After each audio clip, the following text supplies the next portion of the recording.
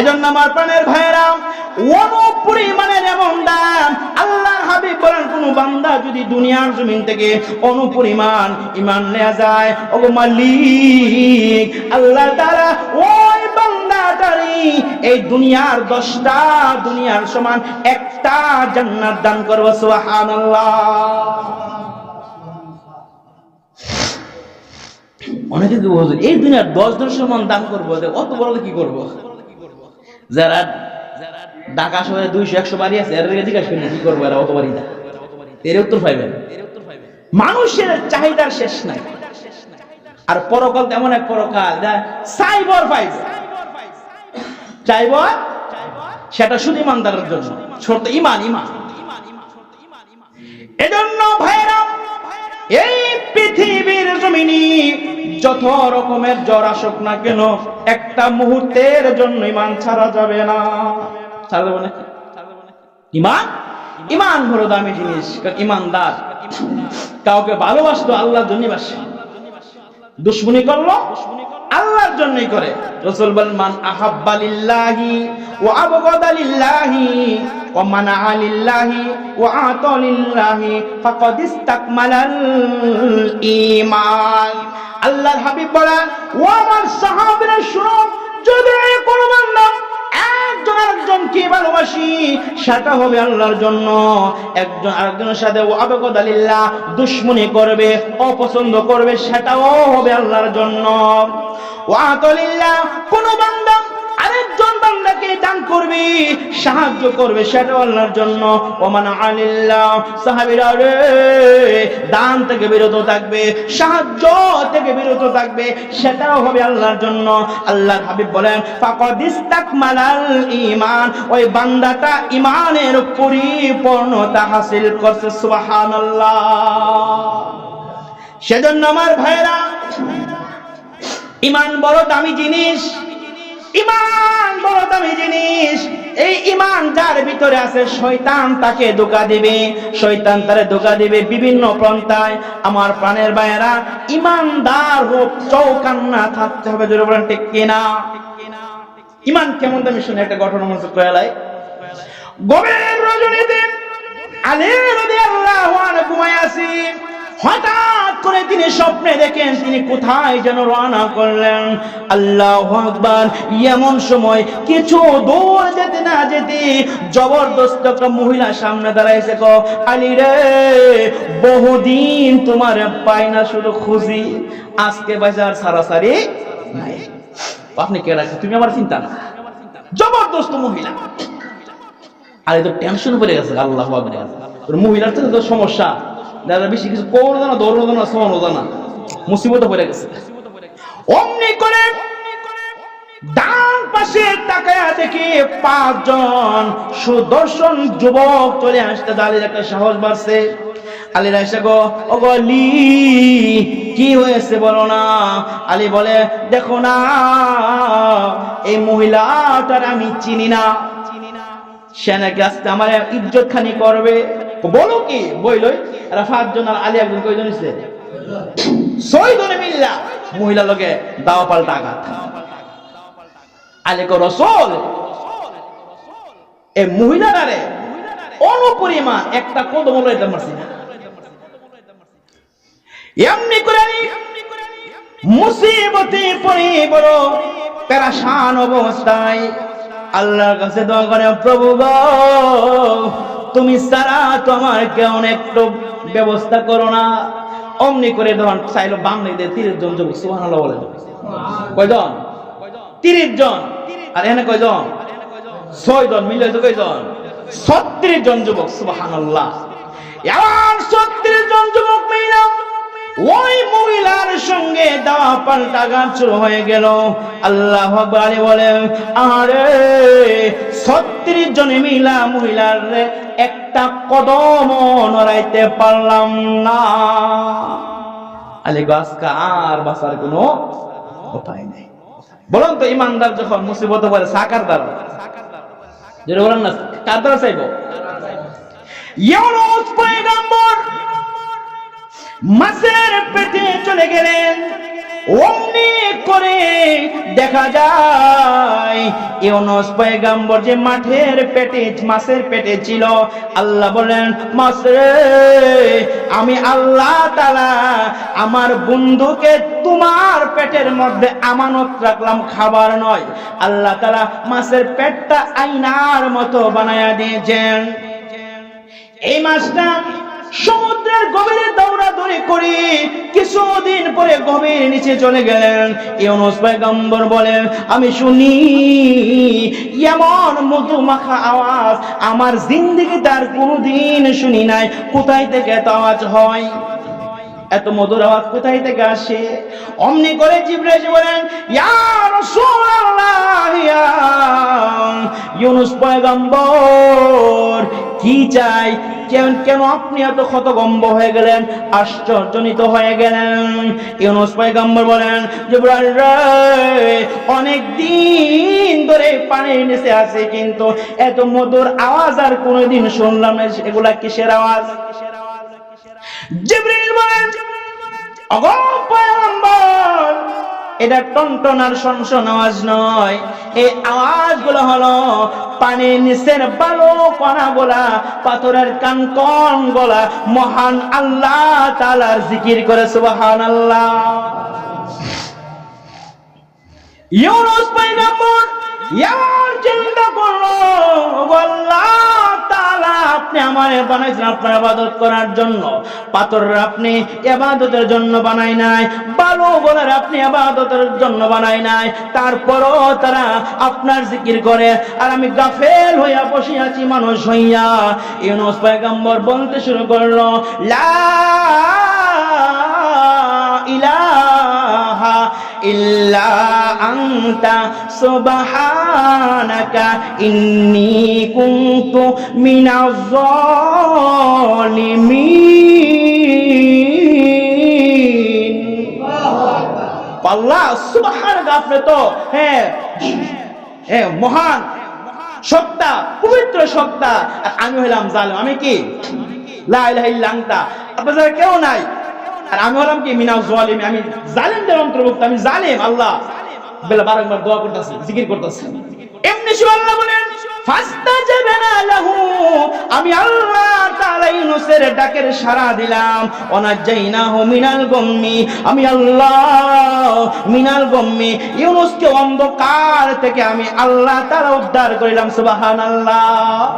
আল্লাহ বলেন এমন ভাবে কোন ঈমানদার যদি আমি আল্লাহ তাআলার কাছে চাই, ওয়া কাযালিকা নুজিল মুমিনিন। আল্লাহ বলেন এমনি ভাবে যেমনি ভাবে ইউনূস পয়গম্বরকে আমি মুসিবত থেকে, অন্ধকার থেকে উদ্ধার করেছি, যদি কোনো ঈমানদার আমি আল্লাহর কাছে চাই, আমি আল্লাহ তাআলা ইউনূস পয়গম্বরের মতোই তাদেরকে আমি উদ্ধার করব। জোরে বলেন সুবহানাল্লাহ। তাহলে মুসিবতে পড়লে, রোগ দোহ পড়লে, অভাব-অনটনে পড়লে কার কাছে যাব?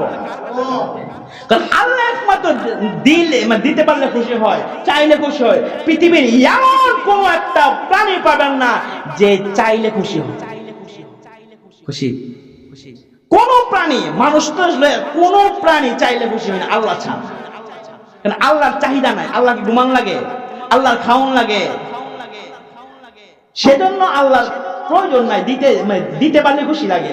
আর আমরা চাহিদা ফকির রে 5 টাকা দান করলে দিয়ে পকেটে 100 টাকা আসে, 100 টাকা থাকলে 5 টাকা, ঠিক না? আর 80-5 টাকা দিব না, মাফ করো, ঠিক না? তাইলে কি আল্লাহ একমাত্র কি জানালা দিলা, বিপদে পড়লে, মুসিবতে পড়লে 7 কার দ্বারা। এজন্য আলী রাদিয়াল্লাহু আনহু মুসিবতের মধ্যে পড়া আল্লাহ তাআলার কাছে হাতগুলো বাড়ায় দিয়েছে, প্রভু গো, ও পরওয়ারদিগার আলম, তুমি ছাড়া এই মুসিবত থেকে আমারে আর কেউ বাঁচাতে পারবে না। এই কথা বলার পরে আল্লাহ রাব্বুল আলামিন বলেন ও ওয়ালি, টেনশন করো না, আমি আল্লাহ রাব্বুল আলামিন একটা ব্যবস্থা তো তোমার জন্য অবশ্যই করে রেখেছি। অমনি করে দেখা যায় সামনে থেকে একজন যুবক, পাগড়ি মাথায় বাঁধা, জুব্বা পরানো, সুন্দর দাড়িওয়ালা একটা যুবক আলীর সামনে দাঁড়ানো। বলেন সুবহানাল্লাহ। যুবককে বলে আলী কি ব্যাপার এন খুব গন্ডগোল বোঝা দিতেছে, কারণ নাকি কমিয়া 36 জনে মিলে পারছি না, তোমার কইলুকে না কইলুকি, ঠিক না? 36 জনে যে কাজ পারছে না, এটা কি এবার কইলি কি গো? আর কোন না শুনি অবস্থাটা কি তার? এই মহিলার আমি চিনি না, সে এক নাকি আমারে অনেকদিন ধরে খুঁজতেছে, এই করবো সেই করবো, আমারে হেনস্থা করবো, আমার ইজ্জত হানি করবো। এখন আমি তো এই মহিলার থেকে ছুটতে পারতেছি না, প্রথম 6 জনে দাওয়া করলাম, পরে 36 জনে মিলে দাওয়া করছি, কিন্তু লড়াইতে পারছি না। কৌকিটা এমন যুবক হাত রেমে বলা দিছে, হাতটা বলা দেয় না, ভাত বলা দিকে আল্লাহু আকবার, মহিলা বাতাসে দূর, এমনি আলের ঘুমাইয়ে গেছে। সকাল বেলায় আল্লাহর হাবিবের ধারাবাহিকতা অভ্যাস ছিল, নবীজি সাহাবীদের স্বপ্নের তাবির স্বপ্ন শুনতেন, আর স্বপ্ন শুনা তাবির দিতেন, ব্যাখ্যা দিতেন। আলেগে বলে, পয়গম্বর আমার এমন এমন অবস্থা হয়েছে, নবী গো আমি বড় পেরেশান। আল্লাহর হাবিব বলেন, আলিম শুনো শুনো, তোমার হাতের ডান দিক দিয়ে 5 জন যুবক আছে, এটা তোমার 5 ওয়াক্তের নামাজ। কি হাতের বাম দিক দিয়ে 3 জন যুবক আসছি, আলী রে এটা তোমার জীবনের 30টা রোজা, তোমার নামাজ তোমার রোজা। ওই যে মহিলার শয়তান, মহিলাটা কি? মহিলাটা শয়তান ছিল। তোমার নামাজ তোমার রোজা ওই মহিলার সঙ্গে মানে শয়তানের সঙ্গে কিন্তু পারে না। যেই মাত্র একটা যুবক, এটা ছিল তোমার ইমান, ইমান যখন নামাজের সঙ্গে অ্যাড হয়েছে, রোজার সঙ্গে অ্যাড হয়েছে, আরে আলী 1 মিনিটও শয়তান তোমার কাছে দাঁড়াইতে পারে না।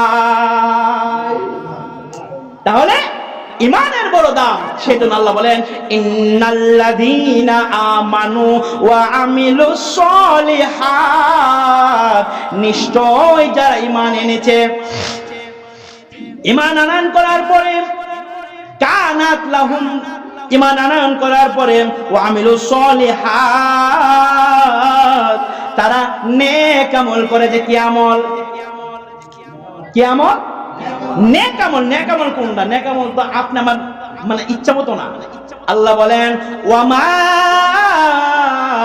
আতাকুমুর রাসূলু ফাখুযুহু ওয়ামা নাহাকুম আনহু ফান্তাহু।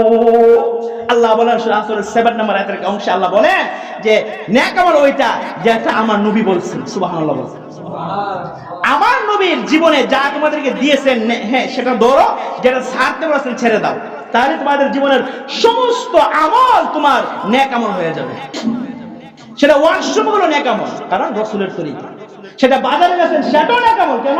রাসূলের তরিকা। নামাজ পড়ছেন, সেটাও রাসূলের তরিকা, সেজন্য সওয়াব হবে। মসজিদে প্রবেশ করছেন রাসূলের তরিকায়, সেজন্য সেটা ইবাদত হবে। রাসূলের তরিকা নাই, আপনি ইচ্ছা মতো কাজ করছেন, নামাজে ইচ্ছা মতো করছেন, সেটা কি? ইবাদত হবে। কারণ আল্লাহ তাআলার হাবিব একটা কি মেজারমেন্ট, নমুনা। আল্লাহর ইবাদত করতে গেলে সেটা করতে হবে, রাসূল যেমন করছে।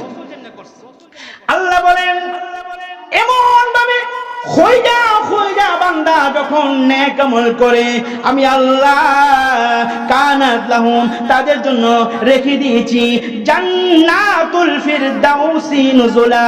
বান্দা গো, তোমার জন্য জান্নাতের মধ্যে আপ্যায়নের ব্যবস্থা রয়েছে। সুবহানাল্লাহ। সাধারণ জান্নাত নয়, জান্নাতুল ফিরদাউস, যেটা কি স্পেশাল জান্নাত। আল্লাহ বলেন, খালিদিনা ফিহা, সেখানে তারা চিরজীবন থাকবে। চিরজীবনের কোনো ব্যাখ্যা নাই, চিরজীবন মানে চলছে তো চলছে। আল্লাহর হাবিব বলেন, এই দুনিয়ার ভিতরে যদি সরষা দানা দিয়া, সরিষা দানা দিয়া ভরপুর করে দেয় পুরা পৃথিবী, আর ওই পৃথিবীর মধ্যে যদি একটা কবুতর 500 বছর পরে পরে আইসা একটা দানা মুখে নেয়, আল্লাহর হাবিব বলেন হয়তো শত শত কোটি কোটি বছর পরে এটা শেষ হয়ে যাবে। কেন? সীমা আছে, পৃথিবীর সীমানা আছে না, সেজন্য শেষ হয়ে যাবে। কিন্তু আল্লাহর হাবিব বলেন, সাহাবীরা রে, জান্নাতের জীবন এমন জীবন, যে সেইখানে আর কোনো মরণ নাই, আর কোনো কষ্ট নাই, আর কোনো সুখ নাই, আর কোনো দুঃখ নাই, সেখানে শুধু শান্তি আর শান্তি। তোমরা কোনোদিন সেখানে মৃত্যুবরণ করবে না। আল্লাহ রাব্বুল আলামিন জান্নাত এবং জাহান্নামের মধ্যস্থানে মওতকে বকরি বানায়া, ছাগল বানায়া জবাই করে মৃত্যুকে মেরে ফেলবে, আর বলবে তোমরা চিরস্থায়ী চিরজীবন পাইলা। জাহান্নামীরাও চিরজীবন পাবে, জান্নাতীরাও চিরজীবন পাবে। বলেন আলহামদুলিল্লাহ। জাহান্নামীরা আর বাইরে না, এই কথার এই মৃত্যুর পরে আর কোনো বাইরে নাই।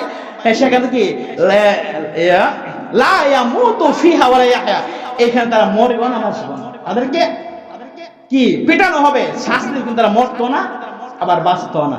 জাহান্নামী একবারে দেখবেন সিন্ধুক, পুরানা সিন্ধুক এবং তাগুলা মাইরা একবারে সাইজ করে দিব। আর জান্নাতের আল্লাহু আকবার, কি বলবো, মানে জান্নাতের উদাহরণ দেওয়ার কোনো সিস্টেম মানে আমার জানা নাই। জান্নাতের কোনো ঘুম নাই, শুধু আনন্দ আর আনন্দ। ও অনেকে বলতো যে কোন জায়গা মন চায় বাইরে আমার এসে জান্নাতে যেতে এক নম্বর ইমানে দেখ সহি ইমানদার, ইমানদার তাহলে ভাই ইমানটা সহি করবেন যে আল্লাহ ছাড়া কোনো মাবুদ নাই। যা কিছু হয় ওয়াল কদরি খায়র ওয়া শাররি, ভালো মন্দ আল্লাহর পক্ষ থেকে, এক কথায় সমাধান। যেটাই হোক, আমার ঠান্ডা জ্বর কাশি সুখ দুঃখ সব কিছু আল্লাহর পক্ষ থেকে আসে। আর আল্লাহ আপনার মাকে হেফাজত করেন। কথা বলছেন নি? আল্লাহ পাক রব্বে কারীম আমাদের সকলকে সহি ঈমান নিয়ে আল্লাহ তাআলার দরবারে হাজিরা দেওয়ার তৌফিক দান। সকলে বলেন আমিন। ওয়া আলাইনা ইল্লাল বালাগ। আসসালামু আলাইকুম ওয়া রাহমাতুল্লাহ।